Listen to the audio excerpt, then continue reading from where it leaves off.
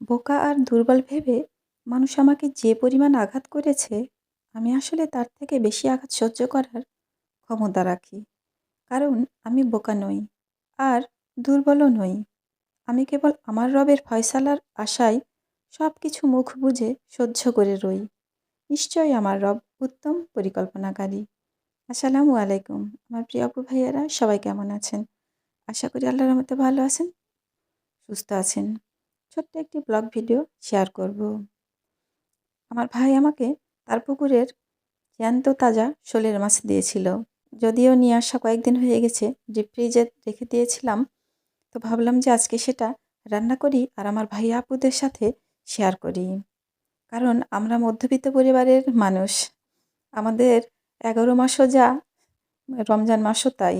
শুধু পার্থক্য এটুকুই, ১১ মাস ৩ বারই খাই আর যতটুকু পারি নিয়ম মেনে আল্লাহর ইবাদত বন্দেগী করি। আর রমজান মাসে ১ মাস রোজা রাখি আর চেষ্টা করি আল্লাহর রহমতে অনেক বেশি বেশি ইবাদত করার। তাছাড়া খাওয়া-দাওয়া, কাজকর্ম সবকিছুই ১২ মাসই একই রকমই থাকে। কারণ আমাদের স্বাদ আছে, সাধ্য নাই। তো তারপরেও আলহামদুলিল্লাহ, যখন যতটুকু যেভাবে যা পাই তার জন্য। তো আমি এখানে কিন্তু বড়িগুলো ভেজে নিলাম। এই কুমড়ো বড়িগুলোও আমার ভাই আমাকে দিয়েছিল।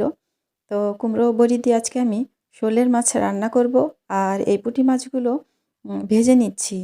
যেহেতু পুঁটির মাছ অনেক বেশি আর পুঁটির মাছগুলো ভেজে খেতে বেশি ভালো লাগবে, তাই ভেবে পুঁটি মাছগুলো ভেজে নিলাম। আর জুবাইরের আব্বু ভাজা পুঁটির মাছ বেশি পছন্দ করে। আমার আম্মা যখন ছিল তখন আমার আম্মা প্রায়ই এই পুঁটি মাছগুলো ভেজে ভেজে দিত। তো তখন থেকেই আমি জানি যে ওর আব্বুর খুবই প্রিয় এই পুঁটি মাছ ভাজা। তো তাই পুঁটি মাছও ভেজে নিলাম। আর এখানে এখন আমি সেই শোলের মাছগুলো সুন্দর করে কষিয়ে রান্না করব। ভেজে আর রান্না করছি না। আ বাড়িতে যেয়ে কষিয়ে কষিয়ে রান্না করে খেয়েছি ভাবির হাতে। তো ওটাই খুবই ভালো লেগেছে। তো ভাবলাম যে আমিও টাটকা মাছগুলো কষিয়ে কষিয়ে রান্না করি। সব মসলা ভালো করে কষিয়ে নিলাম, নিয়ে কিন্তু এই শোল মাছগুলো দিয়ে দিলাম। খুব সুন্দর করে কষিয়ে নিলাম, নিয়ে সেই ভাজা কুমড়ো বড়িগুলো দিয়ে দিলাম। এখন একসঙ্গে আবার একটু কষিয়ে নিব, নিয়ে পরবর্তীতে ঝোল দেব। তো আমার প্রিয় আপু ভাইয়ারা, লাইক দিয়ে ভিডিওটা দেখা শুরু করবেন।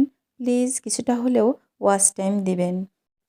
যারা নতুন বন্ধু হয়েছেন তারা দয়া করে একটু অপেক্ষা করবেন, সময় হলে আমি আপনাদের কাছে চলে যাব।